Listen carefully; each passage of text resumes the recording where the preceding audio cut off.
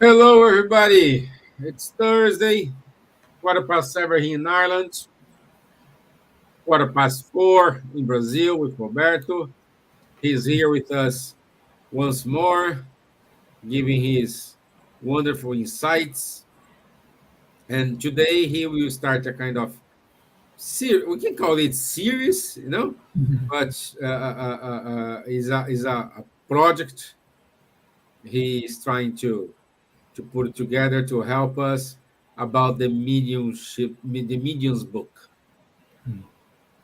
And today is the first one, and for sure, when he's ready for the second part, he'll be here, and so on. Let's see how many parts it's gonna be. So it's a pleasure to have you here, Roberto. Thank you very much. Thank you, Stefan, for Yeah. glad to be here with you again. Yes, and hello, everybody. Hey, Leah. Yeah, we are. I'm a little bit better than yesterday. Yes, thank you. Uh, but it's still tired, coughing, but we're gonna be okay. We're gonna be okay. I thank you for the prayers and everything. Thank you. It's received, you know, received and delivered. Okay. So in order to start today, while I can see people are joining, let's do our initial prayer. So I want to like to invite everyone to have a deep breath, raise up your thoughts towards Jesus, towards our mentors, asking them to enlighten ourselves, reorganize our thoughts,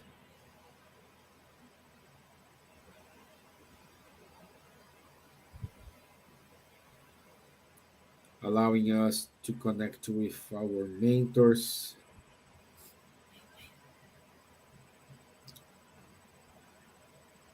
sending good vibrations to our brothers and sisters who are in the hospitals, who are in the conflict zones,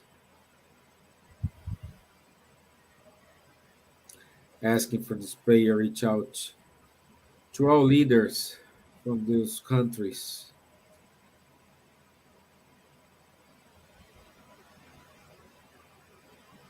especially Putin and his staffs and all the other leaders who are directly or indirectly involved with it. Send good vibrations to them in order to allow the good spirits to reach them, inspire them with good vibrations, vibrations of love, vibrations of tenderness, vibrations of reconciliation. Please stay with our speaker today, Roberto Watanabe. Thank you for the mentors and coordinators of ESP to allowing this opportunity. So be it. Amen. Okay, okay, my friend. So let me put it here your presentation. Yeah, very good. Okay, Okay, so I'll be here. Good luck. okay, thank you, Stefan. So, hello, everybody again. This year we intend to talk about the Medium's book um, throughout the year, I believe. And we started today by the first part of the book, where we have four chapters. and we will make some comments about the first two chapters. And this first part of the Medium's book is called Preliminary Observations. So, in this book, Kardec starts by asking if are there spirits, and how do people imagine spirits? And then he says that spirits are usually imagined to have been created as a separate class of beings whose existence has not yet been proven. So, if we think as about the spirits as a separate class of beings, we can remind of the thinkers of the medieval times that believed that God created the angels, who are intelligent beings as we are, but do not have bodies as we do. And also, they believed in demons, right? Evil beings who are intelligent also, like ourselves, but also do not have bodies like we do. So, this is, I believe, is what Kardec is referring here. And then that's why he says that such belief in these separate class of beings is necessarily based on the existence of an intelligent principle apart from matter, that is without the bodies. Okay. And then he said, well, therefore, we'll take our departure from the existence, survival, and individuality of the soul.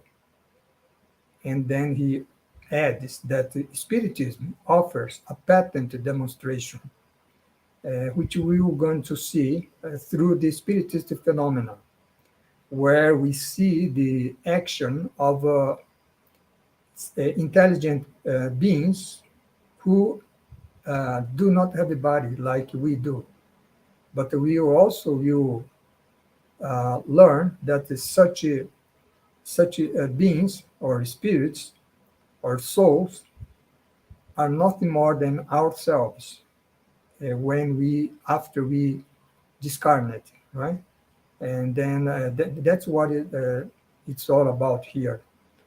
So after we die, we go to the spirit world, and there we live with our fluidic body. We're going to see this later, and we can communicate with the incarnate beings like us ourselves, and this communication is made through a person, an incarnate person, which we call mediums, right? So that's why the title of this book is the Medium's Book. So it is concentrated on the concept of mediums, those persons who serve as kind of intermediary between the spirits and ourselves, incarnate people, right? So that's why Kardec starts from this point here. And then he says that if we believe in the existence of the soul and its continued individuality after death, then we must believe that the nature of such a soul or spirits is different from that of the body. Like I said, right? We are spirit. Actually, we are spirit, right? We are incarnate in this body, but we have an intermediary body, let's say a fluidic body, which serves as a connection between we spirits as intelligent beings and our physical body, which is the perispirit, the fluidic body.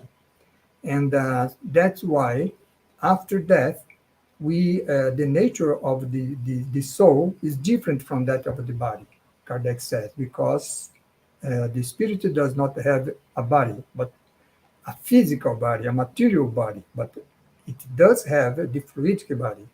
That in this sense, the nature is different. And as an intelligent being, the spirit possesses its own consciousness, like Kardec says here, right? Because it's subject to happiness or suffering, depending on what the spirit have done, right, before.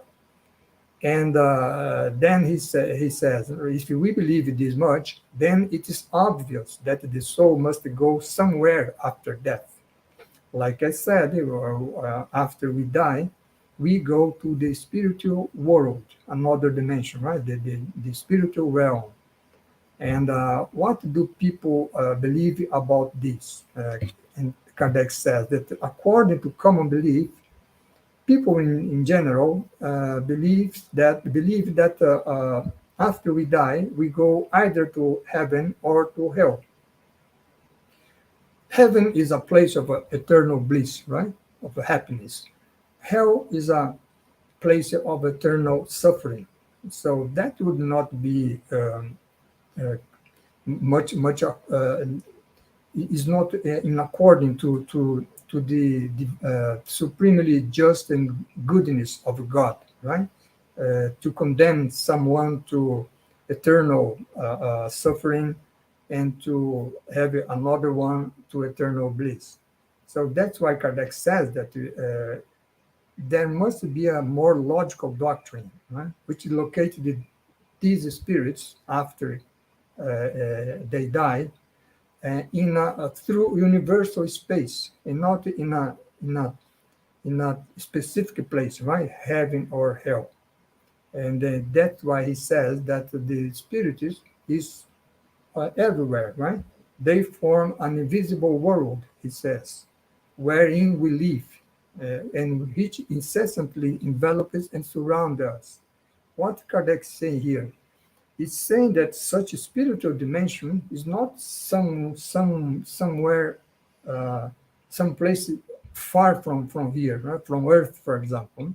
It's around us. It's surrounding us. So it means that if we, for example, are walking on the streets, we cannot see, right, but finding everywhere with the spirits, right? If we are in our home, they are here also, right?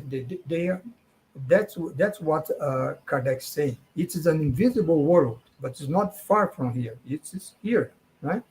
And that's what he's saying here, and that is the basis for that communication that I mentioned, right? If they are surrounding us, we can communicate with them. But for that purpose, we need the medium, right? Or if we ourselves are mediums, then we can communicate with them, with the spirit, right? So, and then Kardec says, right, that the souls or the spirits derive their own happiness or misfortune from within themselves, and their fate depends on their moral condition. So what he's saying here is that, for example, after we die, uh, it's not that we go to hell or to heaven, right? What will happen is that according to what we have done during our incarnation, we will have the consequences after this life. And then, if we did good things, for example, we will have a good conscience even after we die, right? And then in the spiritual dimension, we will have a good conscience of what we have done of goodness, right? But if we, on the other hand, if we have done evil or bad, and then we will have a bad conscience of what we have done. So that is the idea of suffering or misfortune that Kardec is saying here. And what he is stressing here is that this happening or misfortune is within ourselves, right? So it means that we ourselves are the judge, right, for our acts. We don't need someone to judge our acts. Our conscience judged by itself our acts. So that's why it's within themselves. And then he explained, right? Angels, for example, are nothing more. It is not what the people of the medieval times believed, right? That God created angels as intelligent beings without the bodies, right? But angels are nothing more than human souls, like ourselves, who have reached the highest degree of purity. It means that someday in the far future, we all will become angels, right? When we reach this highest degree of purity. And we can see that on the Spiritist book, right? And what are demons, right? Demons are not uh, beings created by God without bodies and destined to do evil, right? But the demons are merely the souls also of the humans, souls, or of evil individuals, Kardec says, who have not yet purified themselves, but who, like all others, may finally reach the state of purity. So it means that, for example, we have, for example, now this war, right? So in this war, people are being killed. For example, someone are killing people, right? So are doing evil things. Who are they? Well, they are not demons. They are human souls who are doing bad things, right?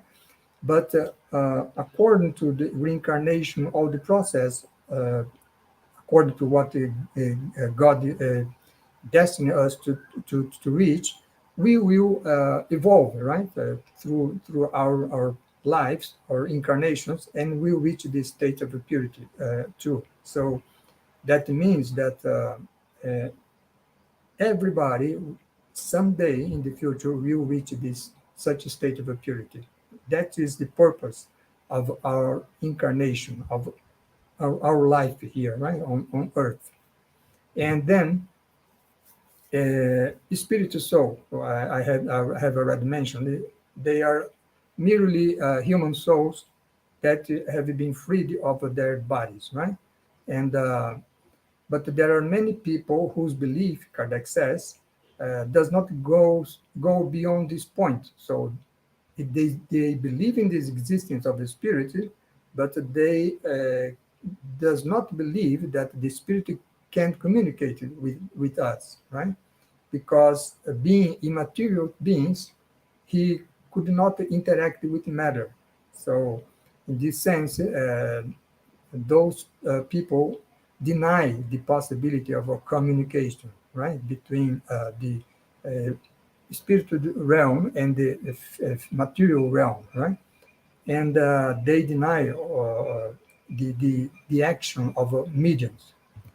And then Kardec says, explain that the body is no more than an accessory for the spirit, a garment, right, a cloth that it abandons after having worn it. So, and when we die, I have already mentioned it, we leave our body here, our physical body here, but we go to the spiritual realm with our semi-material envelope, or fluidic body, which is the perispirit.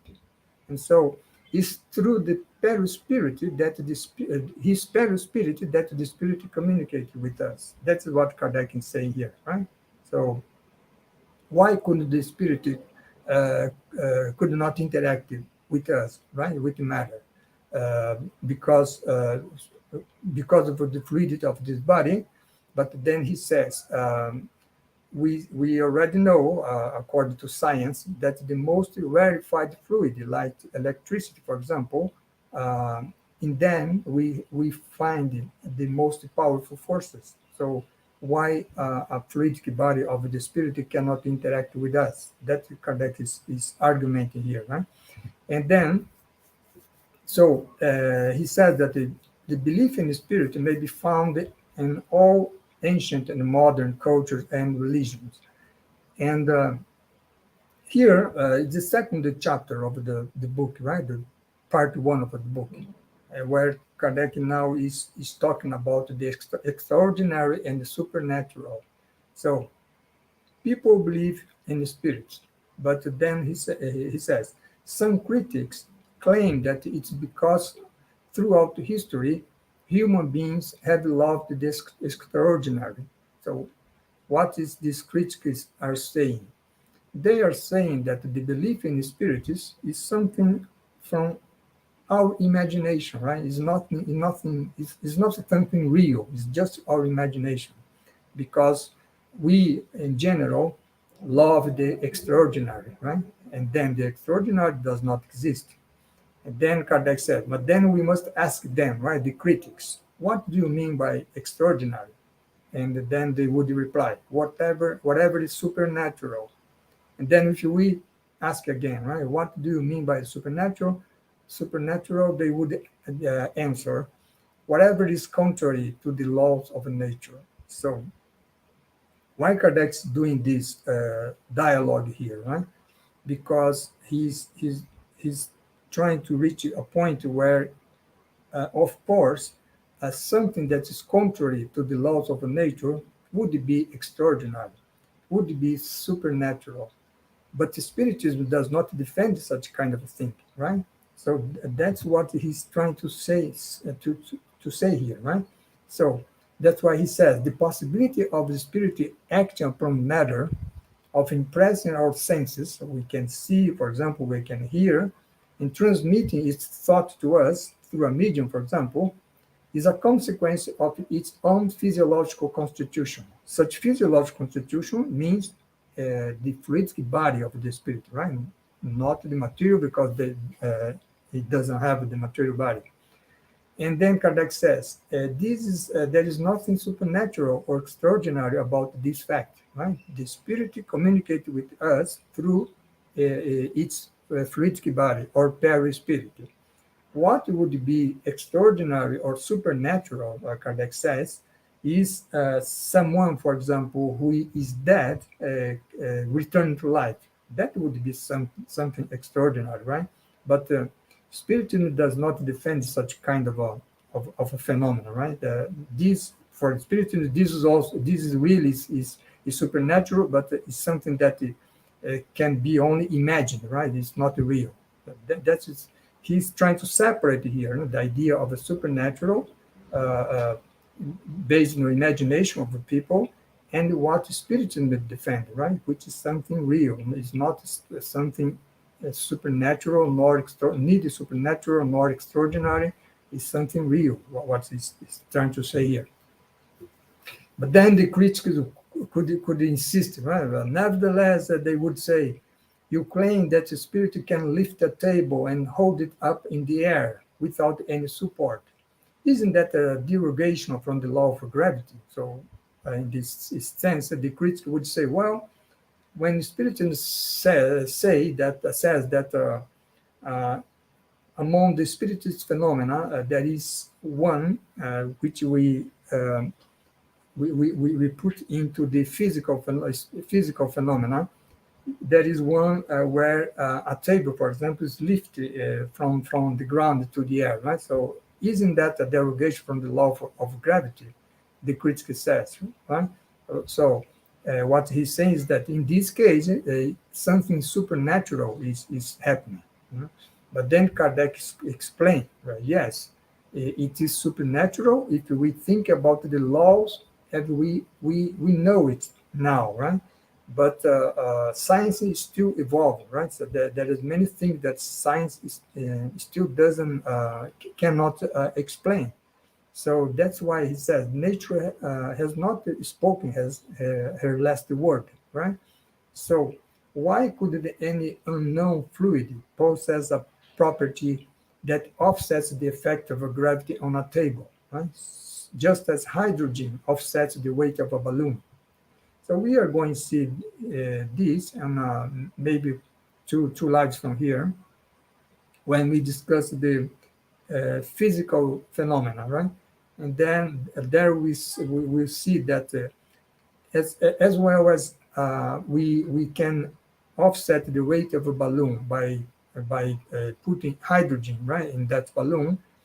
There are also there are also fluids, right, in the spiritual dimension. There are fluids which are lighter than the air, and then such fluids we can uh, involve an object, a tape, for example, and then have the same effect of that of the balloon. So that's something that we're going to see later, right? So that's what Kardec is explaining here.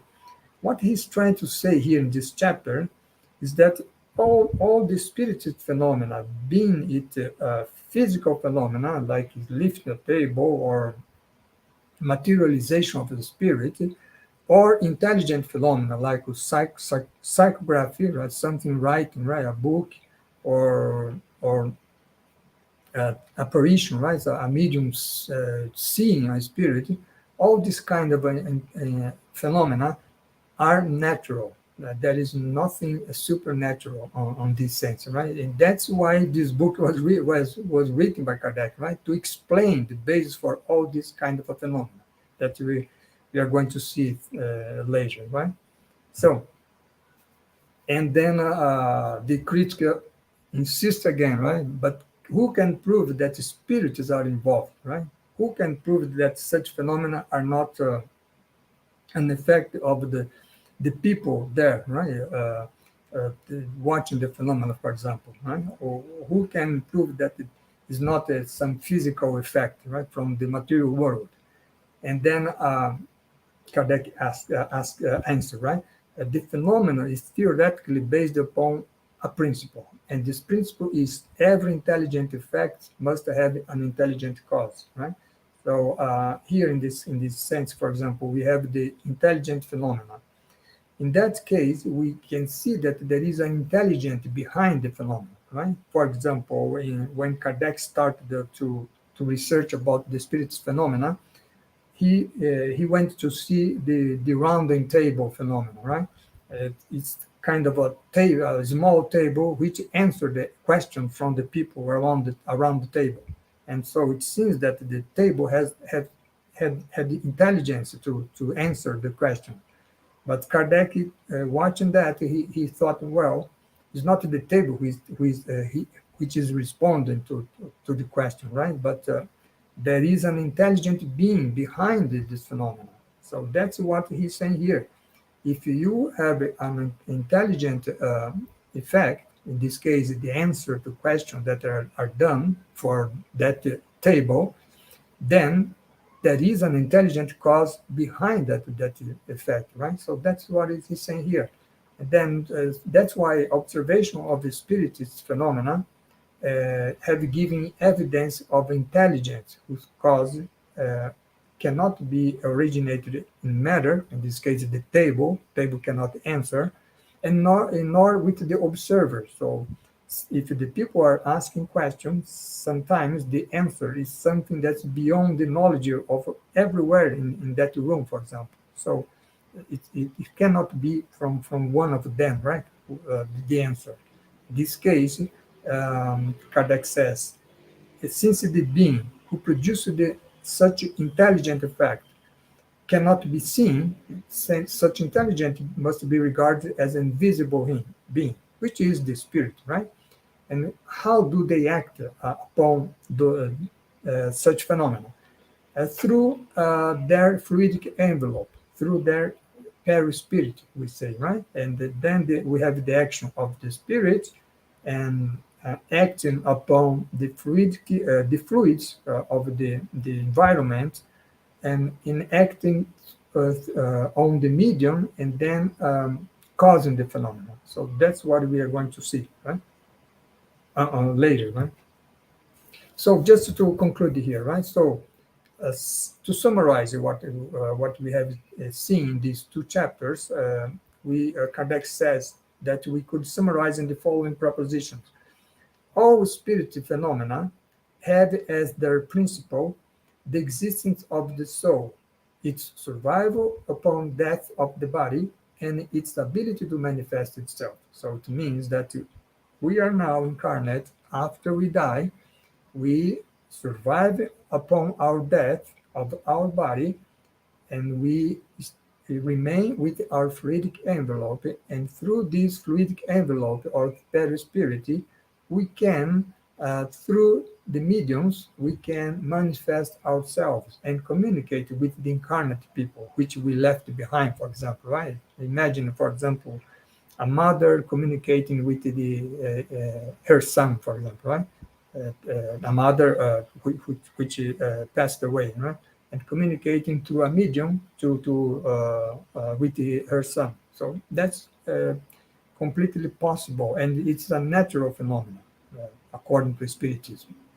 And since such spiritist phenomena result from a law of nature, that means it's not supernatural, it's not extraordinary, it's not a derogation of the law of gravity or or any other law, right? Physical law. So this phenomena is natural, no? And among the such incidents called supernatural, Spiritism shows many of them to be impossible. For example, the example that I gave, right? And Kardec also give us that example. You imagine that the people who have died according to science and then suddenly return to life. That would be something supernatural, right? But that actually is something impossible to happen, right? And so uh, Spiritism agrees that there are some incidents that are impossible to occur, right? And therefore, the Spiritism places such kind of incidents amongst superstitious beliefs. So it's something only from the imagination of the people, right? And not something real. But the spirited phenomena, again, has nothing extraordinary, neither extraordinary nor supernatural. It's something natural. It's according to laws, right? The difference is that we still does not know such laws, but we will know. Actually, we already know. It's something that we see in this medium's book, right? So, and the explanation of such phenomena accepted by Spiritism as natural, along with their causes and moral consequences, comprise an entire science and philosophy, and they require serious, persevering, and in-depth study. So, based on all the spirited phenomena that Kardec made researched, he he looked into the causes of such phenomena, which were the intelligent beings behind such phenomena, the spirits, and then seeing the many level of evolution of such spirits, because in the many spirit phenomena that Kardec researched, he realized that in some cases the communicating spirit was very elevated, intellectual and morally, and in other cases the spirits were much low evolved, right, in intellectual or moral level, right? So looking into in this many kind of spirits that he got in contact, then he could deduct the moral consequences. Then he could see that a suffering spirit, for example, was someone who did not well in his previous lives, right? His previous life or previous lives, right? That is something that we can see on the another book of Kardec, Heaven and Hell. So there we have many communication from spirits, and spirits in many levels, right? So good spirits, medium spirits, bad spirits, criminals, and suicides, and so many kind of spirits. Then so that's from there he derived the moral consequence, which basically says, right, the that what we do in our present life we will have a consequence, good or bad, depending on how good or how bad we acted now, right? Or how good or bad we acted in the past. So that's why we cannot uh, we cannot change what we did in the past, but we can do we can through our goodwill choose to, for example, to do only good in this present life. And that will have a consequence in the future, right? In terms of a good conscience and happiness and so on and so forth, right? And at the same time, we kind of repair, right, the bad things we did in the past. So that's something regarding the moral consequences that Kardec is saying here. But for that purpose, if we are going to approach Spiritism, it's not something simple, right? Spiritually require serious, persevering, and in-depth study, as he's saying here, right? So that's something that a recommendation from him. Then, once the law is understood, so the law of the spiritual phenomena, which is natural, right? Then the extraordinary disappears, and the phenomena is reintegrated into the order of natural events. And so, for example, the suspension of heavy objects like a table, right, which is lifted from the ground to the air, into the air, right, is a occurrence explained by spiritual law. We're going to see this in later lives, right? And in Kardec's time, among such kind of a phenomena, apparitions was something that was very frequent. Apparitions means that for example, I'm here, sitting here, and suddenly I see a person entering the room. But that person is not an incarnate person, right? It's a spirit.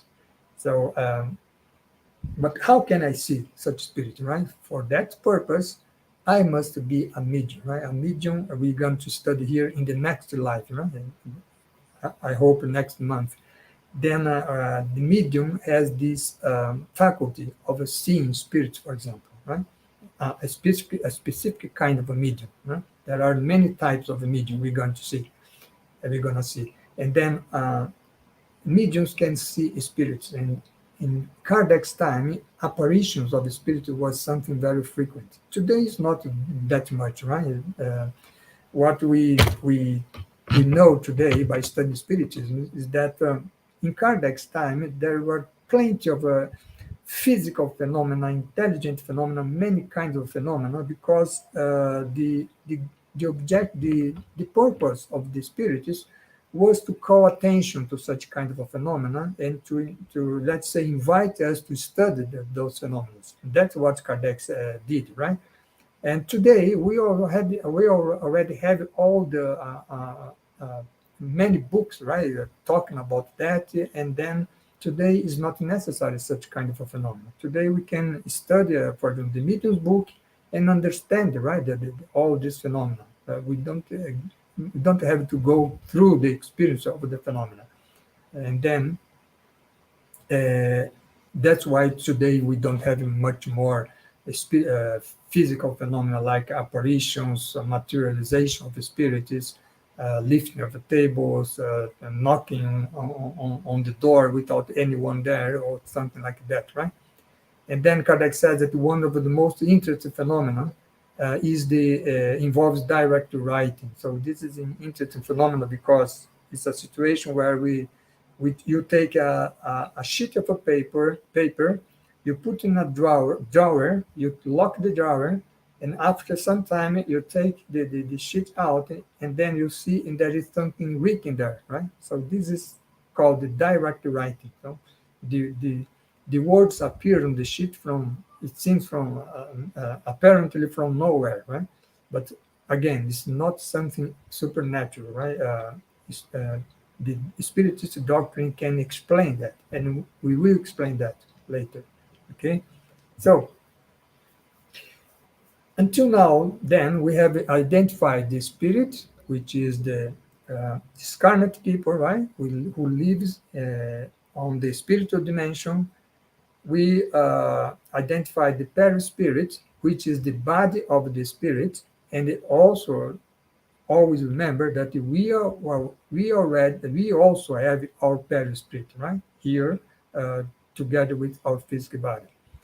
And then we also identify an unknown fluid, for example, such fluid that involves a table and it permits the spirit to lift the table from the ground into the air. So there are kind of fluids around us, which are a third element involved in the spiritist phenomena. But then a fourth element is missing, which is the medium, right? The person, the incarnate person, which serves, let's say, as a kind of intermediary, right, between the spiritual realm and the material realm, and then who can, let's say, provoke such phenomena, even physical or intelligent. And so that this fourth element in the medium, we will talk about that in our next presentation. Right? We're going to see what is a medium. For example, are we all mediums or not? Right? And which kind of mediums exist? So this kind of a thing we are going to see on our next presentation. Today is we stop here, right? And I'm now open for any question or comments you may have. Thank you. Uh, Esteban? Thank you, my friend. Well, guys, we always want to know more about mediumship, and now we will have a full explanation of the medium's book. And I hope you take the opportunity and clear your mind on your questions. Mm. If you have any questions, please let us know. And meanwhile, let me kick off with the question here, Roberto. Mm. What do you think? Yesterday we had in a spiritual light one show we have every Mm. Wednesday, and the topic was mediumship. And one of the questions we had there is, why do you think we as human beings, in order to receive something, must come from the spiritual world? Oh, if this is not from the spirits, I'm not interested. Or I want to be a medium. Are you the first question when you meet someone? Oh, are you a medium? So Mm. why we have this kind of pattern? Doesn't matter where you are. If you go to United States, it's like this. If you are here in Ireland, it's the same thing. Mm. If you go to Brazil, it's the same thing. Mm. So what do you think? Yeah, Esteban, Kardec talks about that, right? He talks about the people who approach spiritism. Uh, Uh-huh. there are some that are interested on the phenomena. So Okay. they want to see, for example, well, a materialization of a spirit. Right? I would like to see a spirit is materializing, right? It's something very rare today, right? But people would like to see the phenomenon. They are interested on what he can see, right? And that's why people are interested. Well, am I a medium or not? Right? Because one reason is because they are more interested in phenomena. But there is another point that we can think here is that why people ask if they are or not a medium, or if the person who he's talking about is a medium or not, right? Because we have experience, right?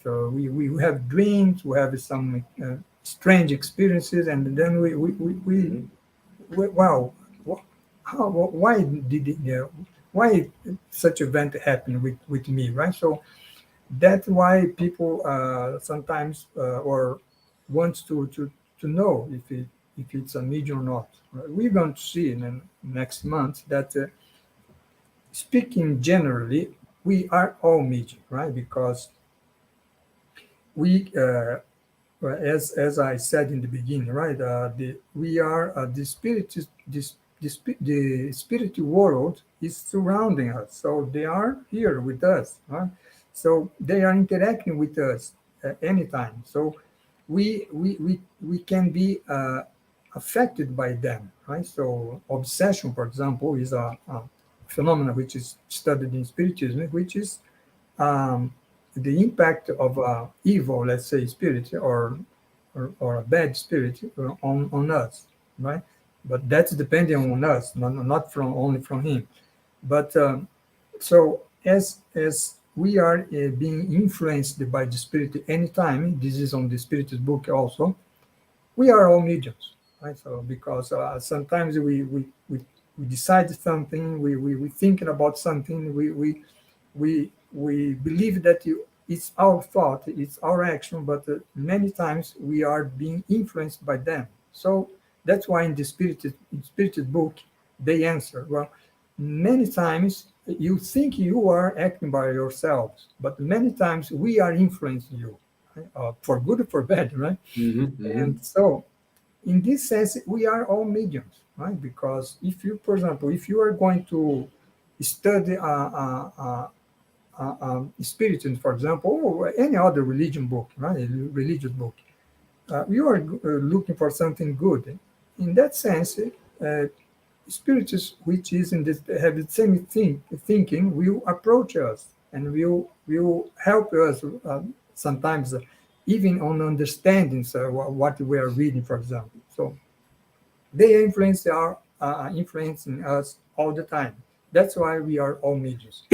But what we call mediums in spiritism is something more specific, right? It's something we have a mediumship in more restricted way, and that are the case where, for example, of those persons who are involved in such spiritist phenomena, physical or intelligent, that we call in a more restricted way mediums. And that I think that's what people want to say, want to know, right? If they are medium in this sense. So the answer is we are all mediums, but for some kind of a phenomenon, there are some people who are mediums on those that restricted way, and others not. Uh, for example, that we have the seer mediums, right? Mediums who can see the spirits. mm-hmm. I, for example, cannot see spirits. Right? I'm not a seer medium. So in this sense, I'm not a medium, right? But in a general sense, I am because I'm being influenced by them uh, all the time.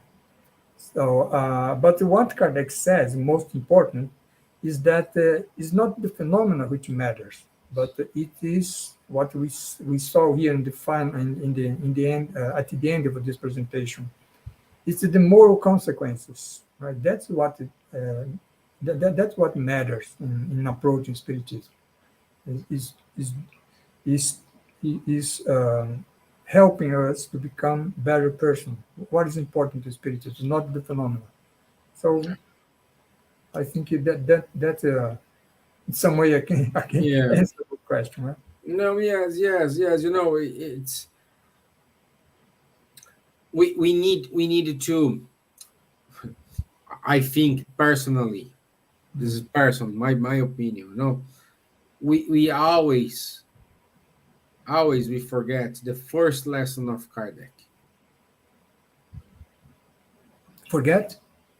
We forget the first lesson of Kardec, Ah, mm, mm, which is always doubt and use our r- rationality, use our right. reason. Mm, So it's not because a message comes from a spiritual world that mm, message is true, it is valid, it is all things. No, we don't know because mm, the spiritual world is like us now. yeah. We do Yeah. have, let's call, Mm, bad spirits and good spirits. mm, So we don't know who is giving the message, mm, and these deceived spirits, they know the doctrine better than us. mm, So when they try to give a message, they start with all that words and can say, "Wow, this is a message from mm, Emmanuel." Like oh, mm, the high yeah. spirits, but it's not. It's someone just playing around. Mm, mm. So Ah, right. There is a book in Brazil. Unfortunately, I didn't see this book In English. translated into English. Mm. English is, I think the name is Aconteceu na Casa Espírita. Ah, yeah, If you translate, say it happened in the Spirit Center. yeah. So we can see how they orchestrate everything, Mm, and we forget this, mm, mm, and we forget to mm, always. I'm not saying we need to doubt, but we say question: mm, Is that mm, true? Is this mm, make sense? mm, Is this valid? mm, Why I get this message? What mm, is telling me here? mm, And also, the other hand, we have mediums. When you say to the mediums, "Oh, this is true," the medium gets frustrated and, "Oh, you are doubting about my mediumship." No, we're not doubting your mediumship, mm, because mm, perhaps that day he had a bad day mm, at work, at home, and he went to the Spirit Center in order to, let me go there and have a mm, healing, be cool. And he's influenced by that energy. mm, And unfortunately, the communication that day has a lot of noise, mm, and is not true. And when you say, "Oh, what do you think about this message?" "Oh, are you doubting about my mediumship?" So mm. we need to work both sides as well. Ah, okay. Mm. No, no, no, no, no, no. I got your question. Yeah, no. I So no, understand you no, now. not your correct. No, you answer correctly. Mm, What I ask, I'm saying, when we talk about mediumship, we need to bring this up mm, mm, to everyone and say, "Hey, let's talk about this topic. It is a nice topic." I don't know mm, how many lives we have here, and I guarantee more than 50% of these lives is about mediumship, because it is what everybody likes, everybody mm, wants to know, mm, everybody are trying to get more details. mm, mm, But nobody remembers the first lesson of Kardec. mm, Let's questioning, let's mm, see the reasons, mm. let's find out, let's scrutinize it. I think that's the word, scrutinize. Yeah, Let's scrutinize this mess until the moment you say, "Well, I have no doubt that this message, it is true." yeah, yeah, yeah. He recommended us to always put the communication under the proof of the reason and common sense. He said. Yeah, yeah, yes. Scrutinize. Let's Mm, scrutinize everything. The message you receive in the spirit centers, even though the thoughts you are having. mm, So if you have an inspiration, mm, is this true for you? Is this your habit? Ponder. It's not because you receive that intuition that, do it. Hey, mm, okay, I got this. Let me think. If I do this, what the consequences? If I mm, don't do this, what's the consequences? And then mm, you take your action, because we do have our free will, mm. Right. and we just need to know how to use it. Yeah, he has at the end of the Medium's book, he talks about what you're talking about, about the uh, deceptions, right, from the spirit. When the spirit said, well, I am a Saint Augustine, for example. Uh-huh. Then we tend to believe in everything he knows. But no, we must put all he says under the proof of reason and common sense, and not believing in blind faith, right? Or Yeah. everything he says. Yes. Yeah, it's something at the end of this book, Gideon's book. Yeah. Yeah. Okay, my friends. People here saying thank you. They enjoyed watching you. They are waiting for your next meeting. Okay. Okay. Thank So you for thank you, watching. Leah. Thank you, Maisa. Thank you, Don. Okay, come up a last minute question here. Okay. Mr. Putin have bad spirit whispering to him without judging, of course. Mm, Uh, Let's our guest answer first. Yeah, the influence that the spirits have upon us depend on us. If it's a good influence or a bad influence. If we have a good intention in everything I do, then I will have a good influence from the spirits. But if I have let's say, a bad or evil intention about what I'm going to do, then I have the a help on that direction, right? Then I will have some spirits who thinks like me and to help me realizing what I'm thinking now. So in that sense, the answer to our colleague question is yes, right? If you are thinking about power, about war, about uh, going against the people, well, I will.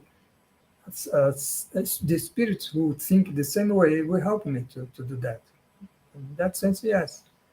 But what is important to hear is that the influence that the spirits have upon us is dependent on us, not on the spirits. It means that if I have a good intention, I'm a strong good intention, there is no evil spirit that can change that in me. It can influence me uh, on the other way around, right? So it always depends on me. It's not on the spirits. I attract what I have in my mind. That's the I could summarize. I agree with you, Roberto, because um, we are not saying here who has the right reasons, who has the Mm, wrong reasons. We are not saying here.